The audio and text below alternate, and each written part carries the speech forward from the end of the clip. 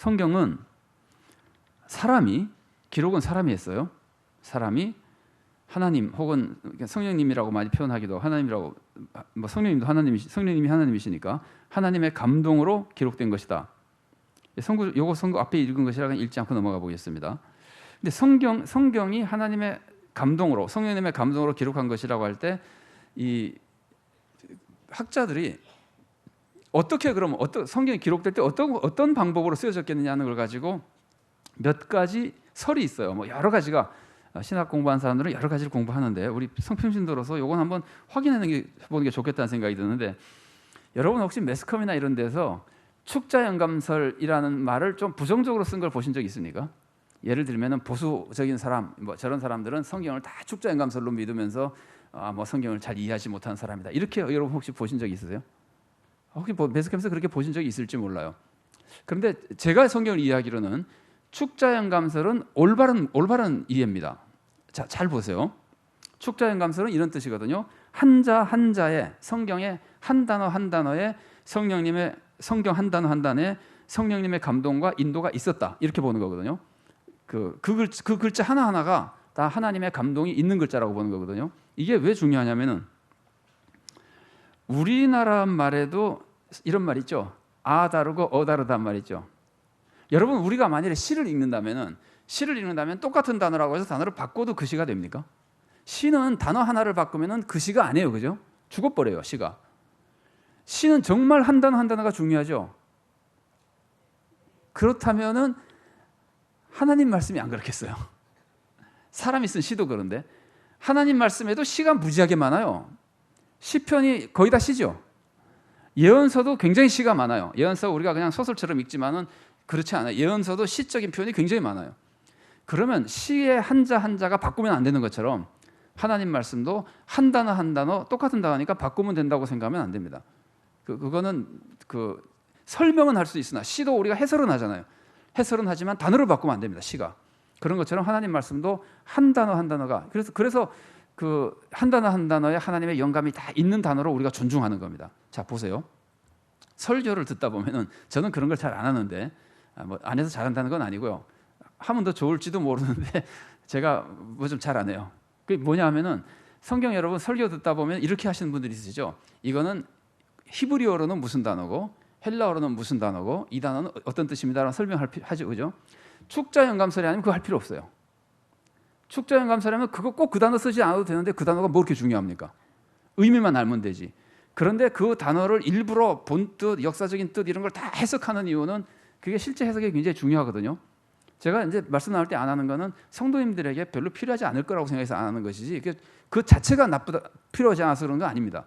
근데 그렇게 하는 이유는 한자 한자가 하나님의 영감이 있다고 믿기 때문에 하는 거예요. 그래서 이 축자영감설이라고 하는 거는 그 사람들이 축자영감설을 오해해서 그 아래 나오는 기계적 영감설과 오해해가지고 비난하는 사람도 있는데, 저는 그렇게 생각하지 않습니다. 축자영감설은 성경에 나와 있는 한 단어 한 단어를 하나님이 정말 우리들 그 사람을 통해서 주신 것이긴 하지만 우리들이 하나님 말씀을 제대로 이해하고, 아까 제가 말씀드렸잖아요. 말씀은 이해만 하는 것이 아니라 힘을 준다 그랬잖아요. 자, 보세요. 여러분, 시를 읽으면은 시가 무슨 뜻인지 아는 게 중요한 겁니까? 시를 읽고 시가 주는 감동을 받는 게 중요한 겁니까? 당연히 감동받는 거죠. 시를 그 의미만 해석하는 게 무슨 시입니까? 시를 통해서 우리가 아름다움을 느끼고 감정이 순화되고 막 감격하고 이러는 거잖아요. 하나님 말씀이 똑같이 이렇게 감동을 주고 그러는데 뭐라 그럴까, 함부로 그렇게 바꾼다는 건 말이 안 되는 겁니다. 그런데 이제 사람들이 오해를 해가지고, 믿는 사람인지 안 믿는 사람인지 잘 모르겠는데 이렇게 기사 같은 데 굉장히 자주 나와요. 기독교에 대한 무슨 뭐 논쟁이 하면 굉장히 자주 나오는데, 보수적인 사람은 다 성경을 잘못 해석하는 것처럼 얘기하면서 많이 쓰는 말이 축자영감설이라는 말을 쓰는데, 그건 축자영감설을 오해하고 있는 겁니다.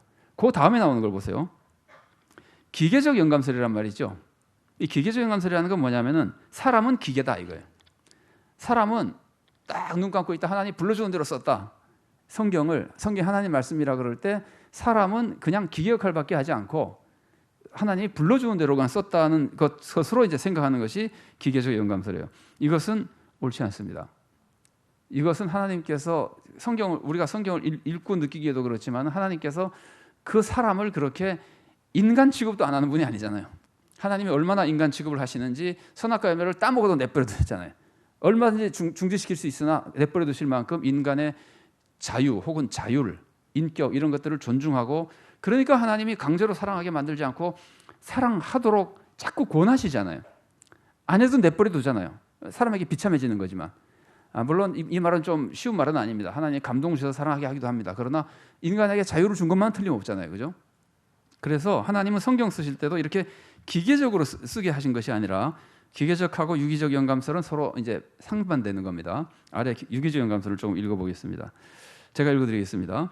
하나님이 사람의 특성을 이용해서 성경을 쓰게 하셨다. 감동을 주시고 사람이 감동 속에서 그 성경을 쓰는데, 그 사람이 가지고 있는 언어나 성격이나 사고방식이나 이런 것들을 하나님이 이용하시면서 쓰셨다는 거예요.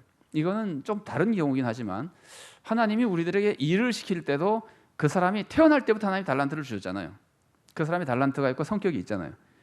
그래서 그런 것들을 우리가 다, 하나님이 우리를 일 시키실 때 달란트, 은사, 하나님이 주신 성품 이런 것들을 이용하시면서 하나님이 우리 일을 시키시잖아요. 그죠? 하나님이 일을 딱 시키려면은 장로 딱 세울 때 완전히 이전은 모두 없애버리고 완전히 로봇처럼 새로 만들어 놓고 쓰십니까? 그러시지 않잖아요. 이전의 경험이나 인품이나 이런 걸 다 이용하시면서 중간에 실수도 하고 그러지만 그걸 다 이용하시면서 하나 쓰시잖아요. 그런 것과 비슷하다고 보면은 아마 괜찮을 것 같습니다.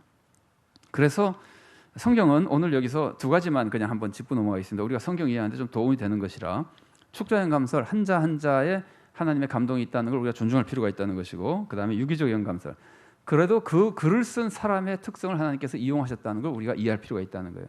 이걸 알면은 무엇이 중요하냐면은, 성경을 해석할 때 그 사람, 쓴 사람의 언어나 언어 습관이나 문화에 대한 이해나 이런 것들을 알면은 성경 이해하는 데 더 도움이 될 거 아니에요.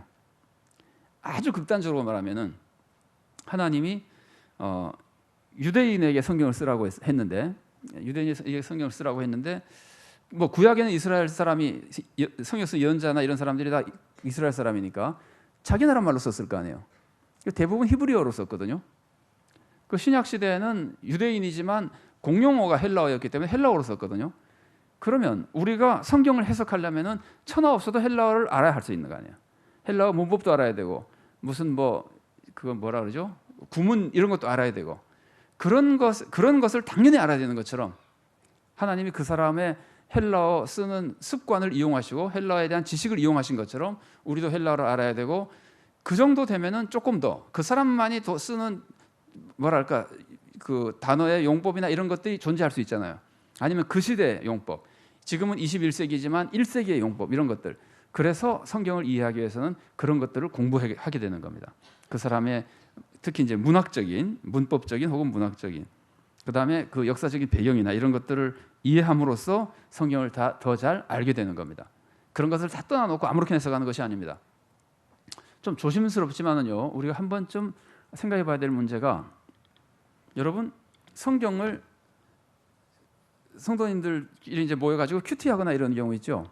아니면 혼자도 하잖아요. 큐티가 나쁘다는 게 아닙니다. 큐티라고 하는 거는 하나님과 교제하는 굉장히 좋은 방법이지만 조심해야 될 게 하나 있다고 제가 소개를 해드리는 거예요. 혼자 성경을 읽고 혼자 감동받아서 이게 하나님 말씀이라고 따르고 그럴 때 오류가 실제로도 많이 발생을 해요. 왜 그럴까요? 하나님이 그 저자를 이용해서 쓰실 때의 배경 이런 걸 전혀 모르고 자기 혼자 막 읽으면서 하잖아요. 그러고 서로 같이 모여서 얘기하고, 그러고는 자기가 느낀 거 가지고 적용하고, 서로 느낀 거 가지고 적용하고, 감동하고 울고 이렇게 서로 챙겨가지고 다 좋지만, 그런데 사실은 진리가 아닌 걸 가지고 그럴 수 있어요. 그래서 큐티가 굉장히 좋은 겁니다. 나쁘다는 뜻이 아닙니다. 그러나 혼자 읽고 혼자 적용하는 것만 하면 안 됩니다. 그건 큐티 시간에도 집중적으로 성경을 통독도 하고 암송도 하고 이러면서 성경 본문에 가까워지면서 해야지, 혼자 한 절 읽고 묵상하다가 마음에 턱 생긴 것이라고 해서 나에게 주신 하나님의 말씀이라고 생각하는 것은 맞을 때도 많지만 조심스러운 겁니다. 교회를 만일에 섬기는 목사들이라면 그것만 하지는 말라고 많이 권하실 거예요. 그런 것들을 좀 이해할 필요가 있어요. 여기 이 말씀이 나온 김에 제가 조금 안내해 드린 거고요. 다음에 또 기회가 있으면 그 방법은 또 나눌 수 있을 기회가 있을 겁니다.